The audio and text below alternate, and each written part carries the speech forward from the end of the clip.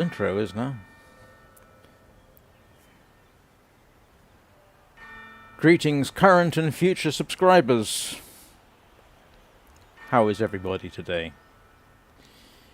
Well, actually, the first thing I've got to do is find out what's waiting for me in my mail, because I haven't checked. Oh, okay. Nimue apparently is not qualified to get any freebies. Which makes sense because she hasn't had any particular problems. The only thing I need to check actually first is I'm going to need hearts. So give me a second while I grab some hearts and sort out my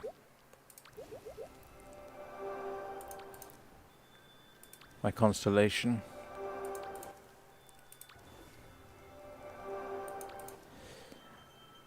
I can't remember how many hearts I need for this, but oh, I've got to spend candles as well. Anybody remember where the hearts are for this?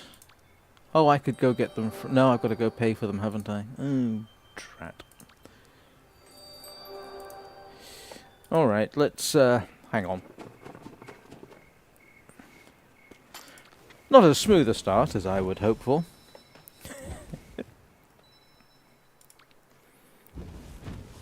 But, like I say, if I download and chop this video up later, then this bit won't be in. I will make it look like I had a smooth and professional start to the stream. The wonders of video editing.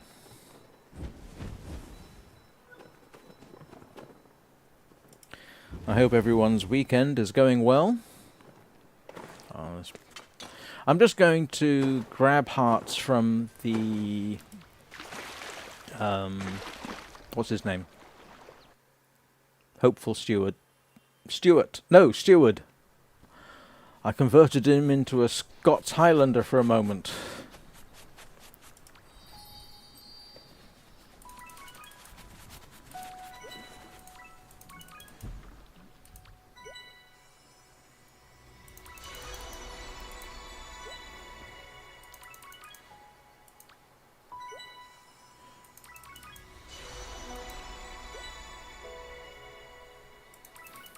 Can't remember how many hearts I need. I'll just grab that lot and...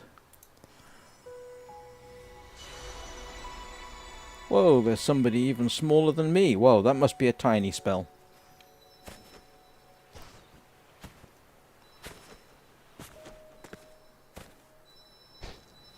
Curiously, the text of The Invisible Child is actually available online as a PDF. Later on, I will put it in the description because it's downloadable from UNICEF as part of their Global Literacy with Moomin program.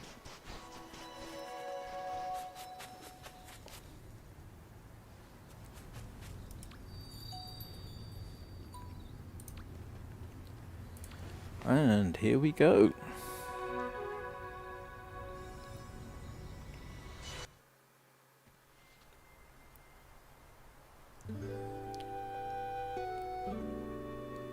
And Nimue has not been here at all. I'm surprised she can even read the book. Reach the book.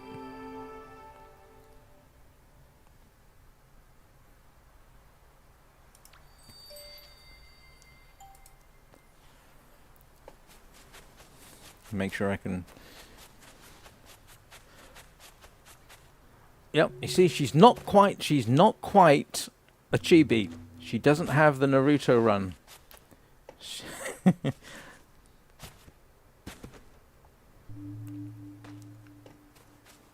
So what I'll do, I think, is I'll go through the first chapter, read the part of the book that's appropriate, and rinse and repeat, if that's okay with everybody.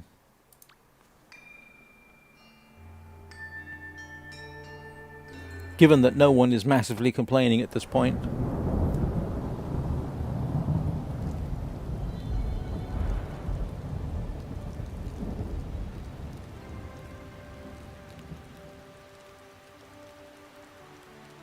We shall follow Tiki. I think that's his name, isn't it?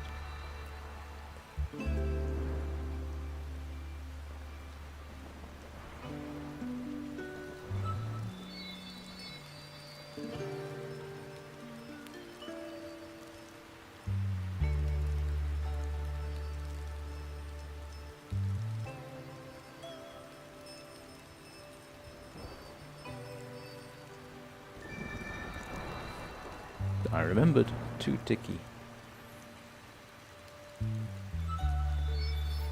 Which I should remember, seeing as I only a few minutes ago actually read the short story.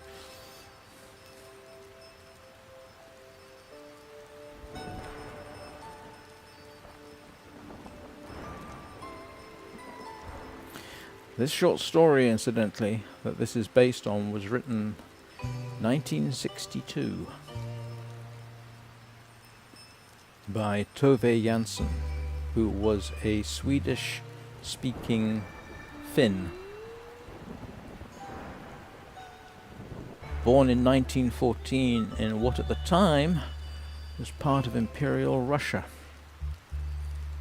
So she lived through some quite dramatic changes in her homeland. Because if memory serves, the Finns fought for their independence. Our grief. I think it might have been before she was born, but I can't remember for sure, or it might have actually been at the end of World War One. I should have looked that up. But I didn't know I was going to say that at this point. But she certainly would have lived through the Winter War of 1939 to 41.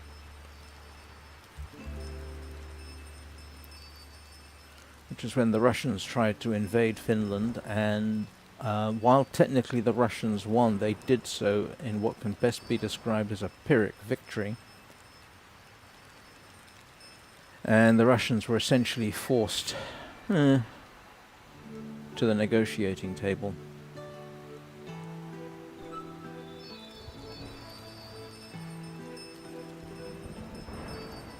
If you ever get a chance and you're interested, look for documentaries on the Winter War in Finland. It's actually quite fascinating.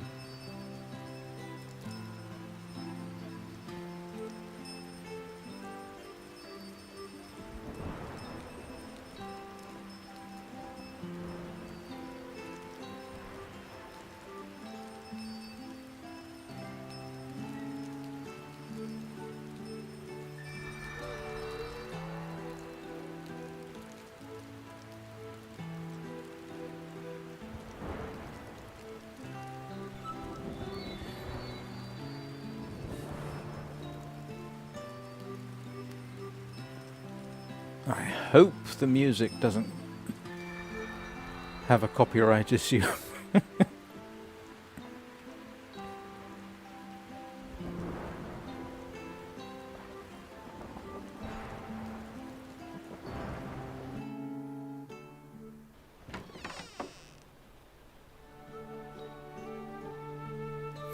I actually remember reading the Moomins when I was a kid, and I don't remember how young I was.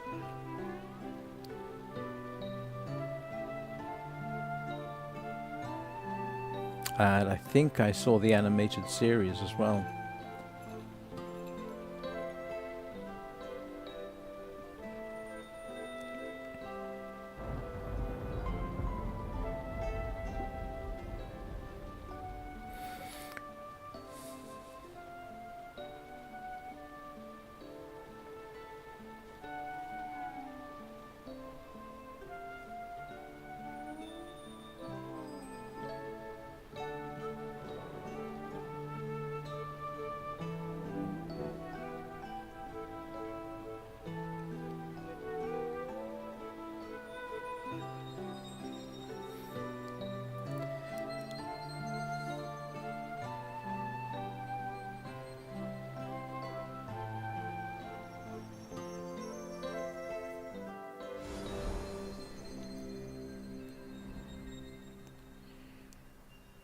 And that was part one.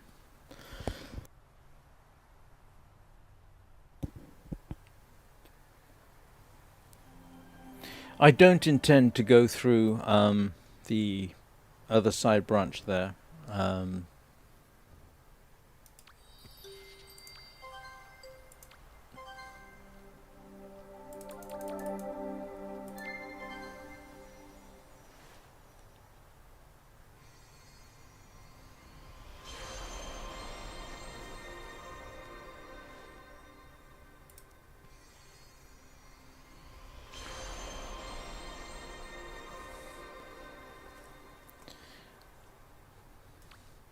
are you sitting comfortably?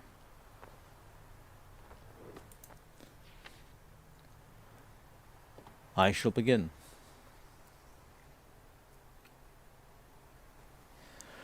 One dark and rainy evening, the Moomin family sat around the veranda table picking over the day's mushroom harvest. The big table was covered with newspapers, and in the centre of it stood the lighted kerosene lamp. But the corners of the veranda were dark. "Mai has been picking pepper spunk again," Moomin Papa said. "Last year she collected flybane." "Let's hope she takes to chanterelles next autumn," said Moomin Mama, "or at least something not directly poisonous." "Hope for the best and prepare for the worst," little Mai observed with a chuckle. They continued their work in peaceful silence. Suddenly there were a few light taps on the glass pane in the door, and without waiting for an answer, Tiki came in and shook the rain off her oilskin jacket. Then she held the door open and called out in the dark, "Well, come along." "Whom are you bringing?" Moomin Troll asked. "It's Ninny," Tiki said. "Yes, her name's Ninny." She still held the door open, waiting. No one came. "Oh well," Tiki said, and shrugged her shoulders. "If she's too shy, she'd better stay there for a while." "She'll be drenched through," said Moomin Mama. "Perhaps that won't matter much when one's invisible," Tiki said, and sat down by the table. The family stopped working and waited for an explanation. "You all know, don't you, that if people are frightened very often they sometimes become invisible," Tiki said, and swallowed a small egg mushroom that looked like a little snowball. "Well, this Ninny was frightened the wrong way by a lady who had taken care of her without really liking her. I've met this lady, and she was horrid. Not the angry sort, you know, which would have been understandable. No, she was the icily ironical kind." "What's ironical?" Moomin Troll asked. "Well, imagine that you slip on a rotten mushroom and sit down on the basket of newly picked ones," Tiki said. "The natural thing for your mother would be to be angry. But no, she isn't. Instead, she says very coldly, 'I understand that's your idea of a graceful dance, but I'd thank you not to do it in people's food.' Something like that." "How unpleasant," Moomin Troll said. "Yes, isn't it?" replied Tiki. "This was the way this lady used to talk. She was ironic all day long, every day, and finally the kids started to turn pale and fade around the edges, and less was seen of her. Last Friday one couldn't catch sight of her at all. The lady gave her away to me and said she really couldn't take care of relatives she couldn't even see." "And what did you do to the lady?" Mai asked with bulging eyes. "Did you bash her head?" "That's of no use with the ironic sort," Tiki said. "I took Ninny home with me, of course, and now I've brought her here for you to make her visible again." There was a slight pause. Only the rain was heard rustling along over the veranda roof. Everybody stared at Tiki and thought for a while. "Does she talk?" Moomin Papa asked. "No, but the lady has hung a small silver bell around her neck so that one can hear where she is." Tiki arose and opened the door again. "Ninny!" she called out in the dark. The cool smell of autumn crept in, from the garden, and a square of light threw itself on the wet grass. After a while there was a slight tinkle outside, rather hesitantly. The sound came up the steps and stopped. A bit above the floor a small silver bell was seen hanging in the air on a black ribbon. Ninny seemed to have a very thin neck. "All right," Two-Ticky said. "Now here's your new family. They're a bit silly at times, but rather decent, largely speaking." "Give the kid a chair," Moomin Papa said. "Does she know how to pick mushrooms?" "I really know nothing at all about Ninny," Two-Ticky said. "I've only brought her here and told you what I know. Now I have a few other things to attend to. Please look in some day, won't you, and let me know how you get along. Cheerio." When Two-Ticky had gone, the family sat quite silent, looking at the empty chair and the silver bell. After a while, one of the chanterelles slowly rose from the heap on the table. Invisible paws picked it clean from needles and earth. Then it was cut to pieces, and the pieces drifted away and laid themselves in the basin. Another mushroom sailed up from the table. "Thrilling," Mai said with awe. "Try to give her something to eat. I'd like to know if you can see the food when she swallows it." "How on earth does one make her visible again?" Moomin Papa said worriedly. "Should we take her to a doctor?" "I don't think so," said Moomin Mama. "I believe she wants to be invisible for a while. Two-Ticky said she's shy." Better leave the kid alone until something turns up. And so it was decided. I think that more or less takes us to the end of the first chapter.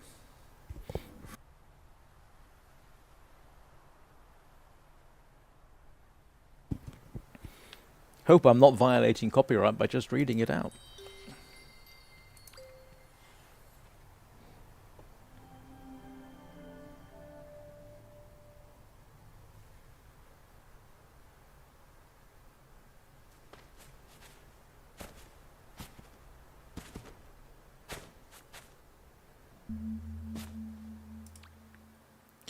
Tove Jansson's worth looking up on Wikipedia, by the way, if you want a bit more context.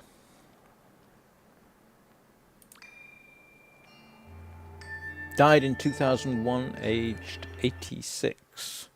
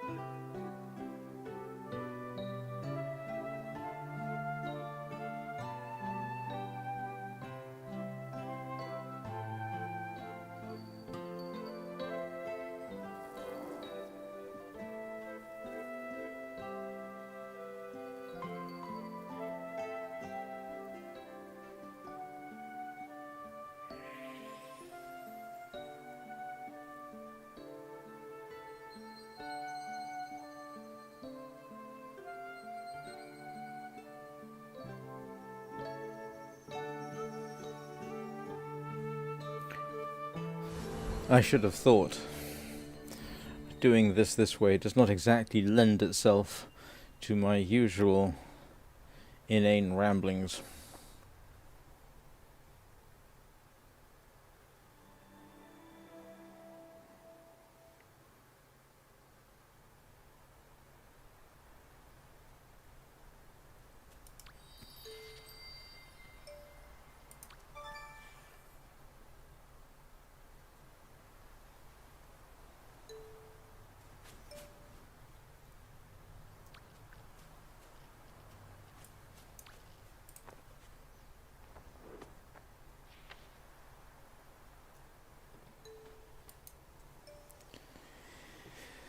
The eastern attic room happened to be unoccupied, so Moomin Mama made Ninny a bed there. The silver bell tinkled along after her upstairs, and reminded Moomin Mama of the cat that had once lived with them. At the bedside she laid out the apple, the glass of juice, and the 3 striped pieces of candy everyone in the house was given at bedtime. Then she lighted a candle and said, "Now have a good sleep, Ninny. Sleep as late as you can. There'll be tea for you in the morning any time if you want. And if you happen to get a funny feeling, or if you want anything, just come downstairs and tinkle." Moomin Mama saw the quilt raise itself to form a very small mound. A dent appeared in the pillow.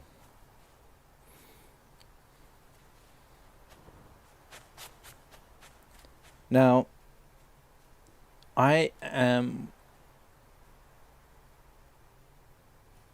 I'm sorry, I'm just wondering whether how the next bit fits in, because it isn't covered at all. I'll read it anyway. Moomin Mama saw the quilt raise itself... Oh, hang on. Where was I? I beg your pardon. Here we go. She went downstairs again to her own room and started looking through her granny's old notes about infallible household remedies. Evil eye, melancholy, colds. No, there didn't seem to be anything suitable. Yes, there was. Towards the end of the notebook she found a few lines written down at the time when Granny's hand was already rather shaky. If people start getting misty and difficult to see. Good. Moomin Mama read the recipe, which was rather complicated, and started at once to mix the medicine for little Ninny. Obviously that bit didn't make it into the story. I mean, to be honest, there's only so much they could really fit in, I suppose.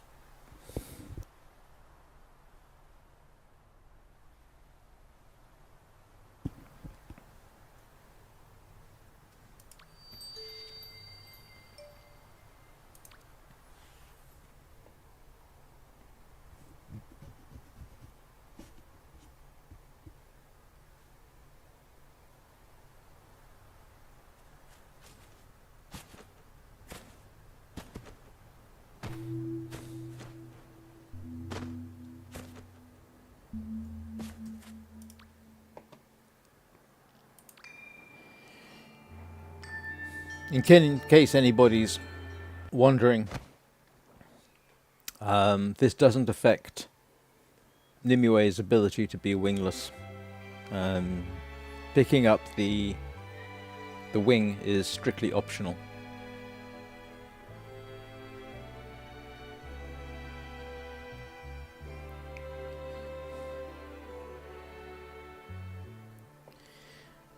And there is, at this point, a fairly significant gap in the story.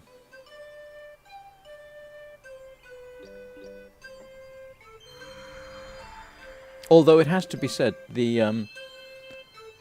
if you regard the chapters that they've laid out for this, it's a reasonable summary.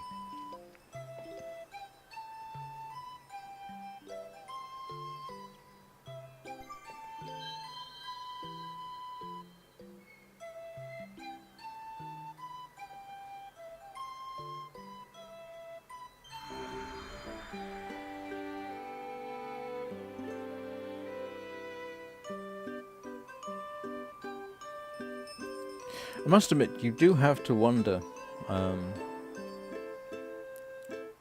to what extent this was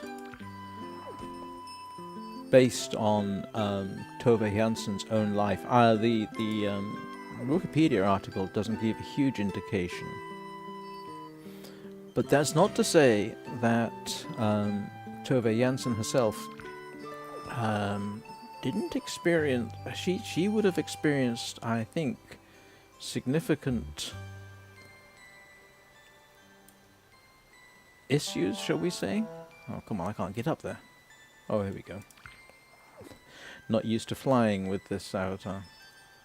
Tove Jansson ended up in a long-term relationship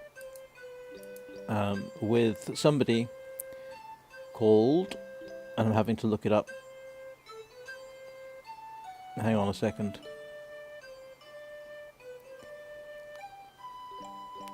Where are we?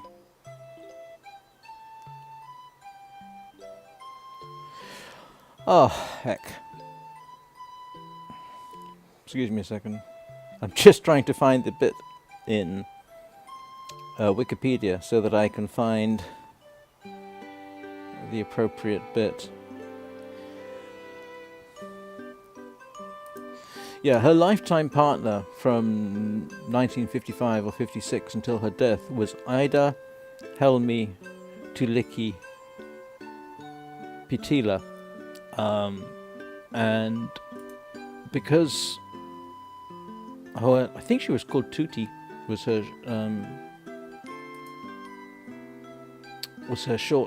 nickname. Apparently, she was the inspiration for Tutiki in the books, but they had met. Oh grief! I think during the 1940s, and they met again in either 1955 or 56. Wikipedia disagrees in two different articles, and they had to hide the relationship because, as far as I can ascertain, technically it was illegal in Finland until 1971, I think. So that could not have been easy. And you do have to wonder, given that this was written in 1962, she might have identified, or one or both of them might have identified with the need to remain invisible from society.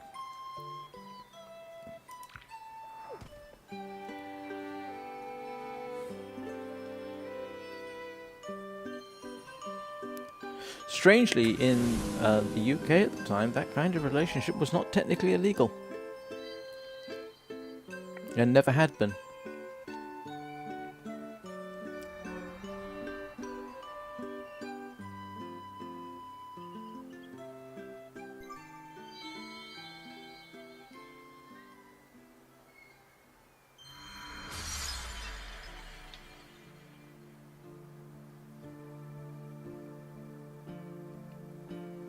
All this obviously, well, not what I was just talking about, all of the story that we're seeing here is obviously fleshed out in the short story, which I will be continuing to read shortly. And she's terrified that she's made some horrible mistake and is starting to turn invisible again, including her bell.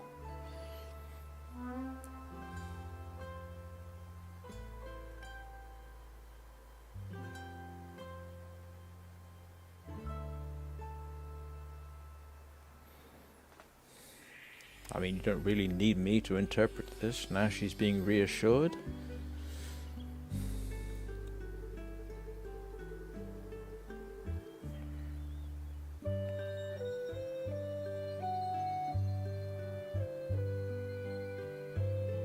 I think I read somewhere that the woman who was taking care of Ninny was actually her aunt, but I don't think it actually states that in the short story. I think the most you can get out of the short story was that she was a relative.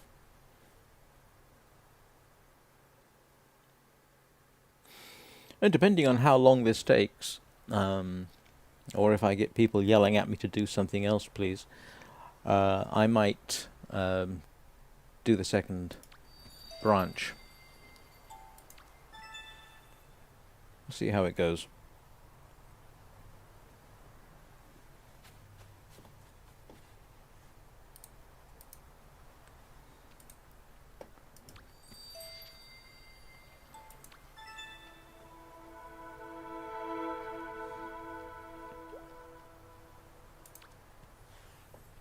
Oh, I forgot. I'm supposed to be reading the next bit. I'm sorry.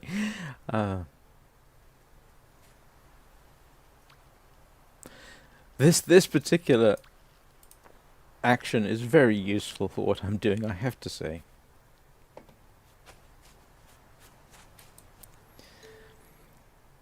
The bell came tinkling downstairs, one step at a time, with a small pause between each step. Moomin Troll had waited for it all morning, but the silver bell wasn't the exciting thing. That was the paws. Ninny's paws were coming down the steps. They were very small, with anxiously bunched toes.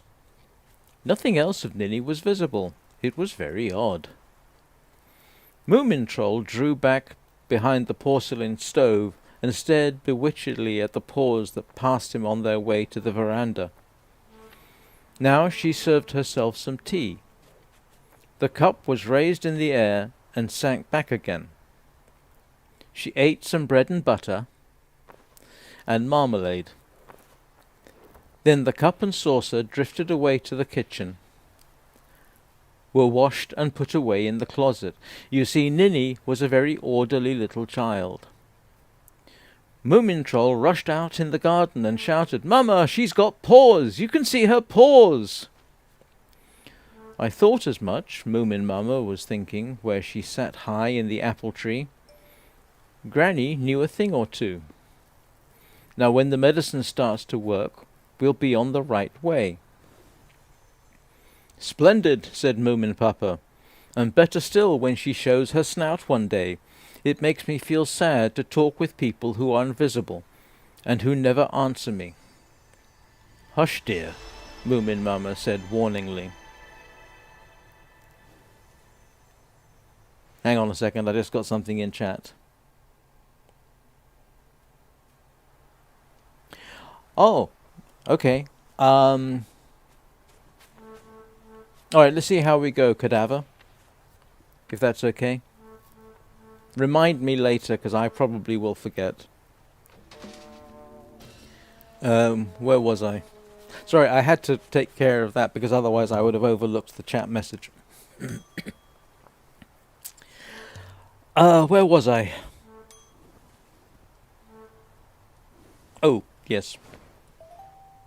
Oh, well, I'll do this again. "Hush, dear," Moomin Mama said warningly. Ninny's paws were standing in the grass among the fallen apples. "Hello, Ninny," shouted Mai. "You've slept like a hog. When are you going to show your snout? You must look a fright if you've wanted to be invisible." "Shut up," Moomin Troll whispered. "She'll be hurt." He went running up to Ninny and said, "Never mind Mai, she's hard-boiled.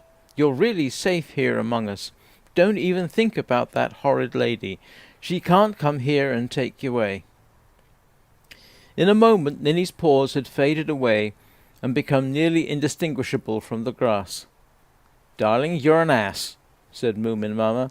"You can't go about reminding the kid about those things. Now pick apples and don't talk rubbish." They all picked apples. After a while, Ninny's paws became clearer again and climbed one of the trees. It was a beautiful autumn evening. The shadows made one's snout a little chilly, but the sunshine felt nearly like summer. Everything was wet from the night's rain, and all colours were strong and clear.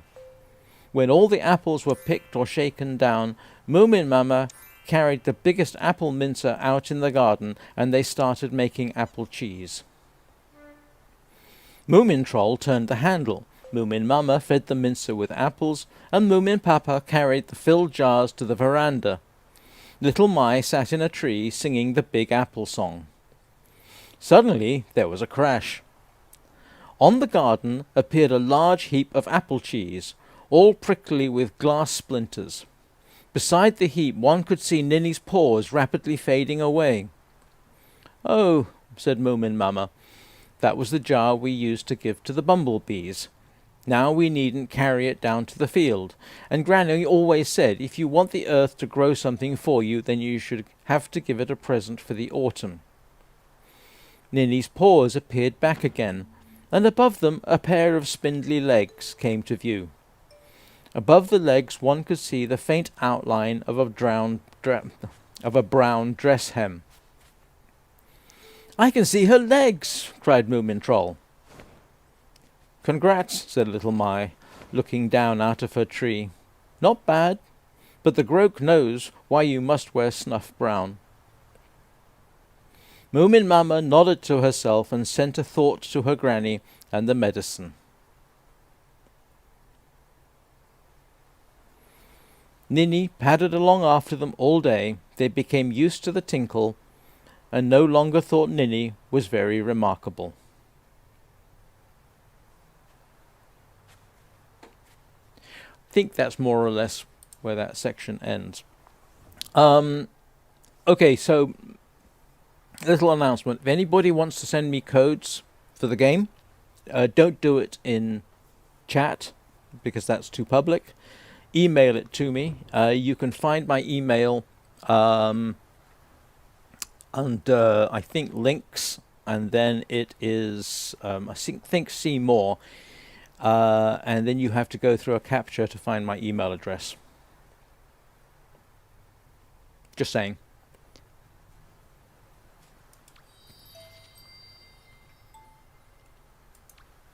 Oh, I forgot. I'd already clicked that.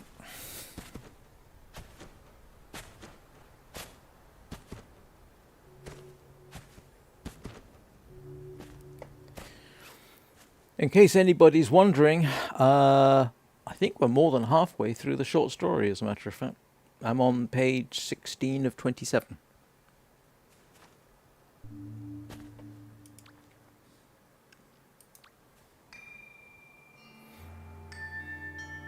Oh, and it's only taken 40 minutes. Needless to say, if you grind through this, obviously it's a heck of a lot faster.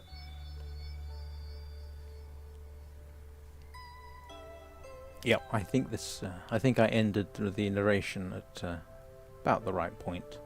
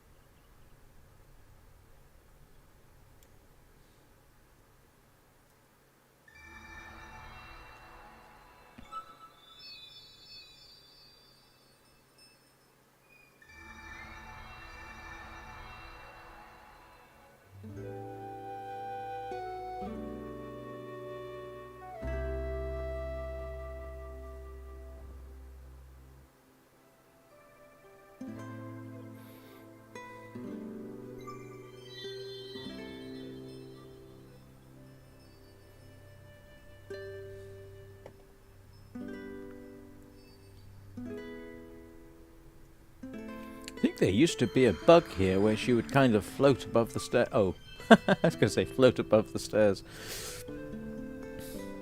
Not sure it's supposed to be like that.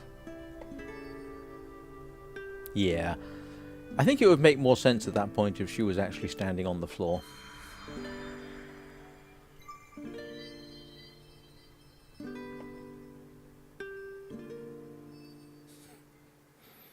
Although that does seem awfully coordinated, if it's a bug.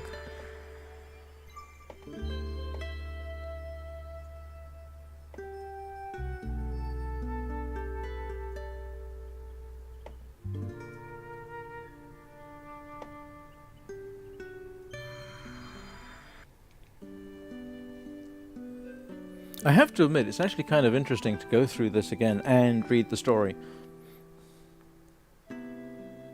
Interesting for me, at any rate.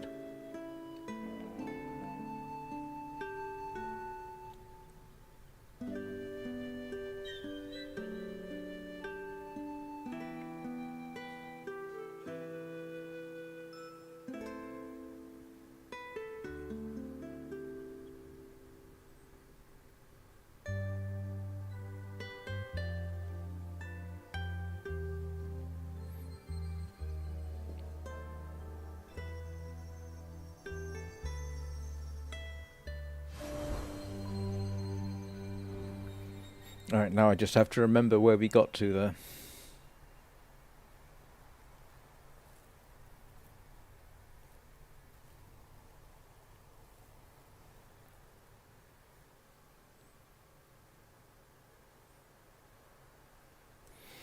Yeah, at this rate I'll be able to go through the other part there.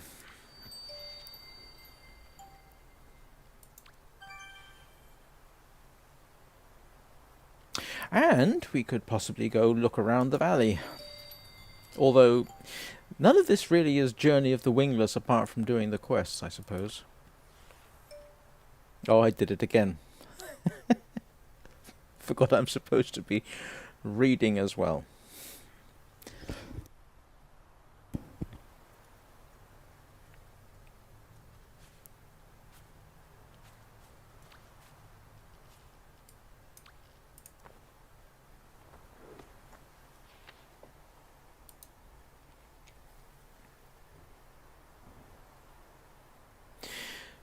By evening, they had nearly forgotten about her.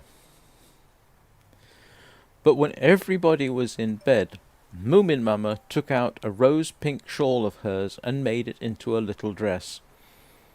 When it was ready, she carried it upstairs to the eastern attic room and cautiously laid it out on a chair.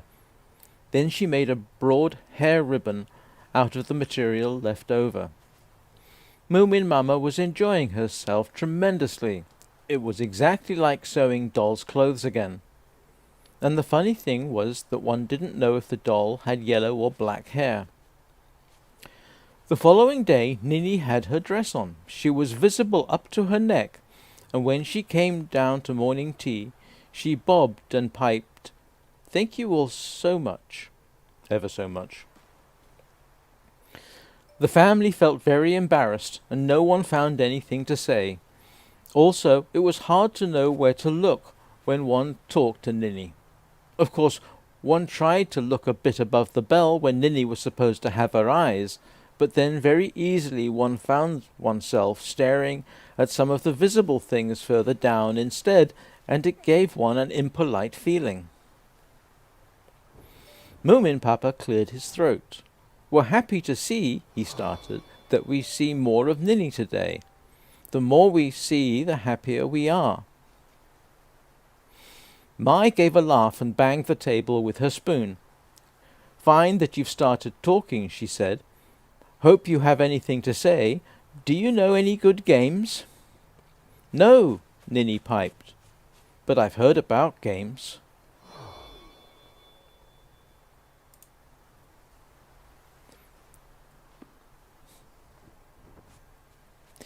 Yeah, Cadaver. Both Thivia and I have actually been through the other part. I'm not sure if... oh yeah, we did complete it. But, like I say, I've only been going 46 minutes. So, looks like I'll have plenty of time to go through that.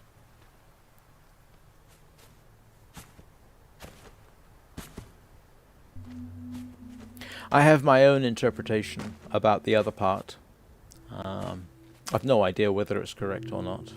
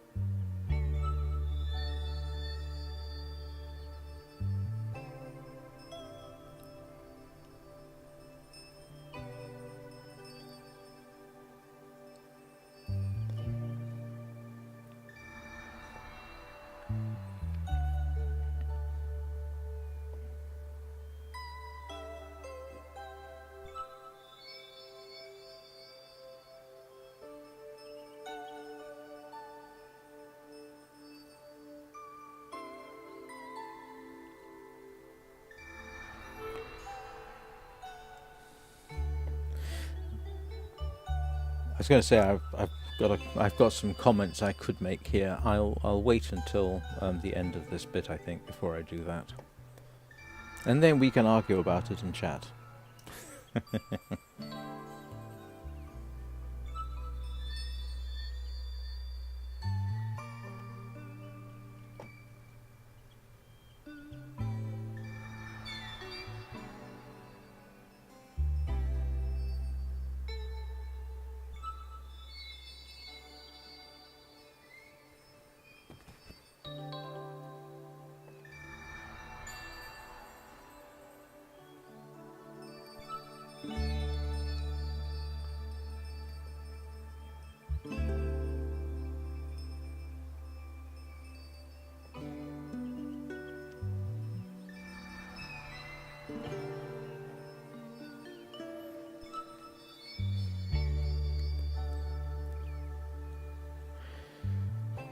So I suspect this part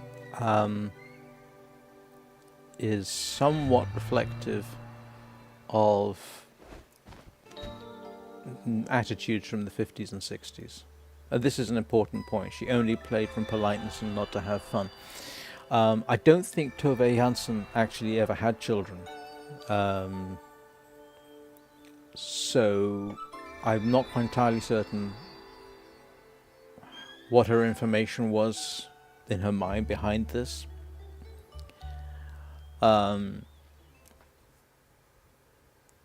There was, you got to bear in mind, and I know this is self-evident to us, but Ninny here is basically, arguably, severely traumatized.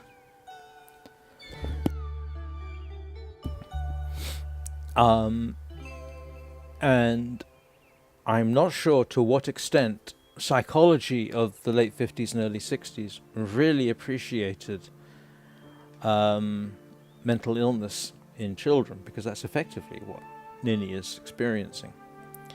My memory says that it wasn't until, oh grief, at least the 70s or 80s that the idea that children could have mental illness or suffer mental illness was really started to come to the fore. The other thing we're seeing arguably here is little Mai being a bully. And there was a time that bullying was actually considered to be character building. So it's possible that what Jansson is doing here is reflecting that belief, which is, somewhat, personally for me, somewhat distressing. Could be wrong. I mean, that's what occurred to me when I saw that the first time, and I have obviously not changed my mind.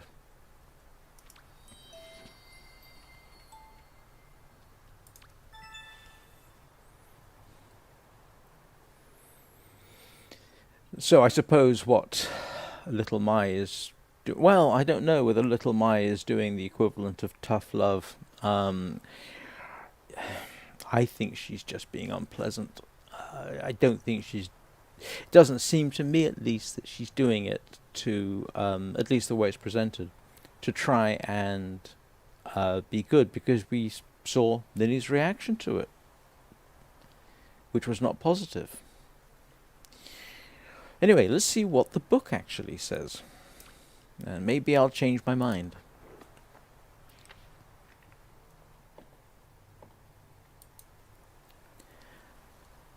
After coffee, all three of them went down to the river to play.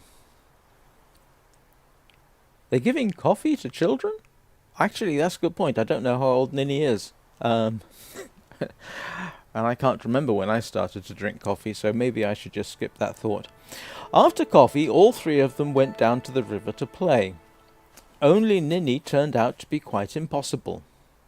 She bobbed and nodded and very seriously replied, quite, and how funny, and of course, but it was clear to all that she played only from politeness and not to have fun. "Run, run, can't you?" Mai cried, "or can't you even jump?" Ninny's thin legs dutifully ran and jumped. Then she stood still again with arms dangling. The empty dress neck over the bell was looking strangely helpless. "Do you think anybody likes that?" Mai cried. "Haven't you any life in you? Do you want a biff on the nose?" "Rather not," Ninny piped humbly. "She can't play," mumbled Moomin Troll. "She can't get angry," Little Mai said. "That's what's wrong with her. Listen, you," Mai continued, and went close to Ninny with a menacing look. "You'll never have a face of your own until you've learned to fight. Believe me." "Yes, of course," Ninny replied, cautiously backing away. There was no further turn for the better. At last they stopped trying to teach Ninny to play. She didn't like funny stories either. She never laughed at the right places. She never laughed at all, in fact. This had a depressing effect on the person who told the story, and she was left alone to herself.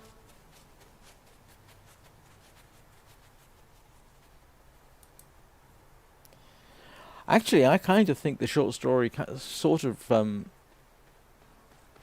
confirms what I was thinking. I mean, that would not be a great way to treat a child who had been through what Ninny's been through.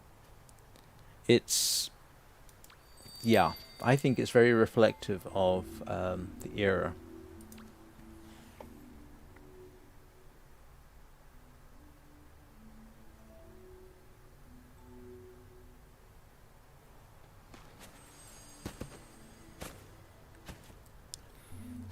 Last part.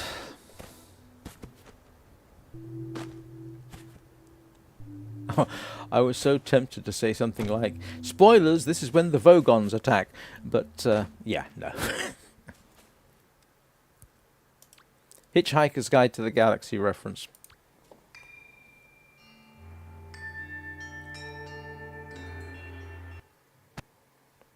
The planet is destroyed in order to make way for a hyperspace bypass.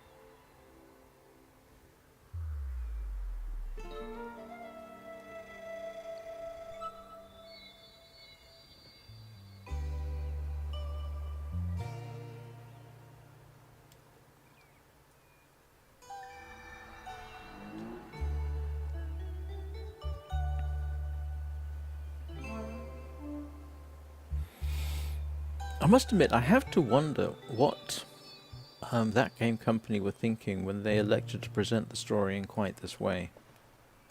I mean, yeah, I know it's just a story, but, did somebody at that game company think this was a reasonable portrayal?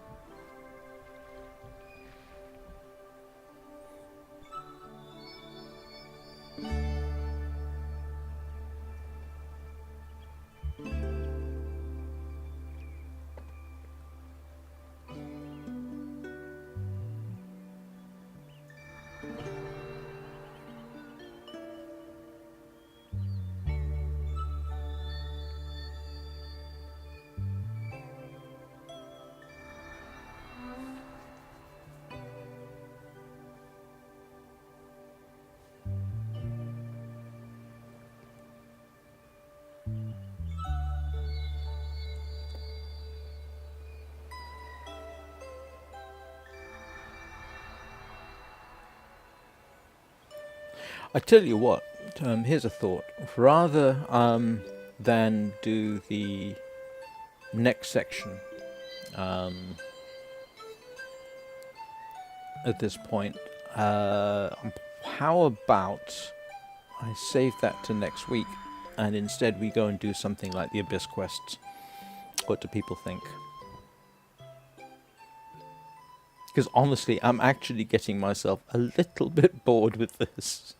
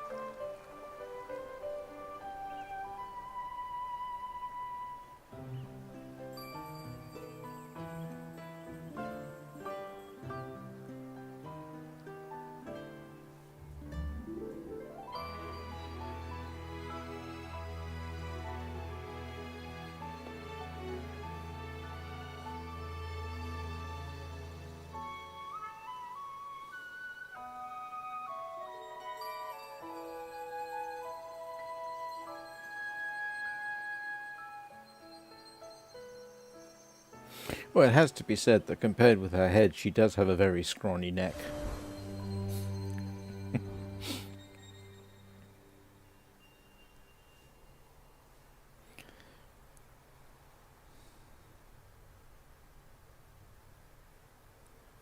Yeah, I think we're going to do... Yeah. Okay, I'll put it to a vote. Abyss quests or Season of the Nine-Coloured Deer, or possibly... Oh no, not the Season of the Nine-Coloured Deer. That's too much storytelling, and we've already had enough storytelling, I think, for this stream. We'll do the Abyss quests.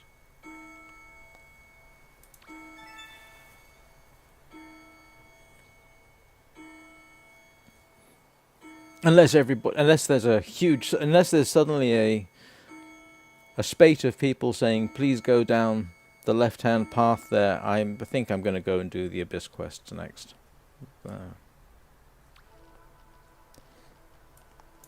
To be honest with you, I actually find this somewhat depressing, but I could do with something a bit more light-hearted.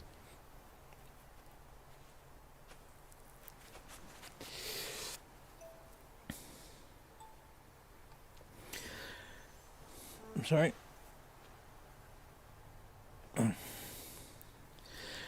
Days went by, and Ninny was still without a face. They became accustomed to seeing her pink dress marching along behind Moomin Mama. As soon as Moomin Mama stopped, the silver bell also stopped, and when she continued her way, the bell began tinkling again.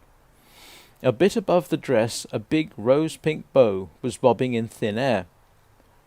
Moomin Mama continued to treat Ninny with Granny's medicine, but nothing further happened. So after some time she stopped the treatment, thinking that many people had managed all right before without a head, and besides, perhaps Ninny wasn't very good looking. Now everyone could imagine for himself what she looked like, and this can often brighten up a relationship. Okay, I have to say that's a very odd perspective. One day the family went off through the wood down to the beach. They were going to pull up the boat for winter. Ninny came tinkling behind as well, but when they came in view of the sea, she suddenly stopped. Then she lay down on her stomach in the sand and started to whine. "What's come over Ninny? Is she frightened?" asked Moomin Papa. "Perhaps she hasn't seen the sea before," Moomin Mama said. She stooped and exchanged a few whispering words with Ninny. Then she straightened up again and said, "No, it's the first time." Ninny thinks the sea's too big. Of all the silly kids, little Mai started, but Moomin Mama gave her a severe look and said, "Don't be a silly kid yourself. Now let's pull the boat ashore." They went out on the landing stage to the bathing hut where Two Tiki lived and knocked at the door. "Hello," Two Tiki said. "How's the invisible child?" "There's only her snout left," Moomin Papa replied. "At the moment she's a bit startled, but it'll pass over. Can you lend us a hand with the boat?" "Certainly," Two Tiki said. While the boat was pulled ashore and turned keel upwards, Ninny had padded down to the water's edge and was standing immobile on the wet sand. They left her alone. Moomin Mama sat down on the landing stage and looked down into the water. "Dear me, how cold it looks," she said, and then she yawned a bit and added that nothing exciting had happened for weeks. Moomin Papa gave Moomin Troll a wink, pulled a horrible face, and started to steal up to Moomin Mama from behind.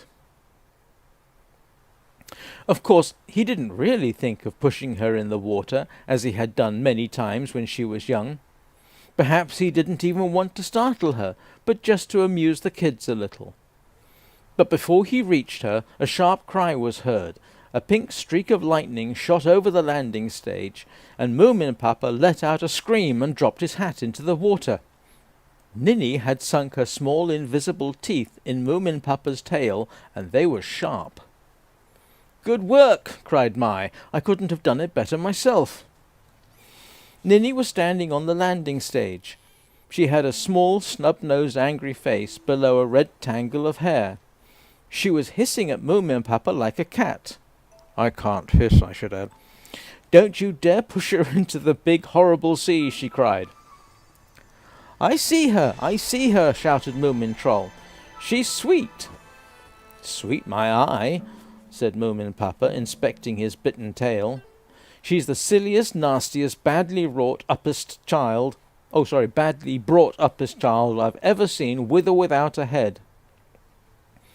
He knelt down on the landing stage and tried to fish for his hat with a stick, and in some mysterious way he managed to tip himself over and tumbled in on his head. He came up at once, standing safely on the bottom, with his snout above water and his ears filled with sand. "Oh dear," Ninny was shouting. "Oh, how great! Oh, how funny!" The landing stage shook with her laughter. "I believe she's never laughed before," Two Tiki said wonderingly. "You seem to have changed her. She's even worse than little Mai. But the main thing is that one can see her, of course." "It's all thanks to Granny," Moomin Mama said. And that's the end of the story.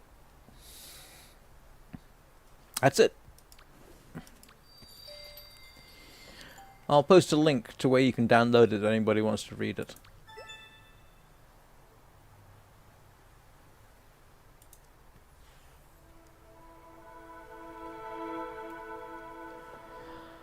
Alright, I'm in the mood for something a little different. We're going to go and run the Abyss quests.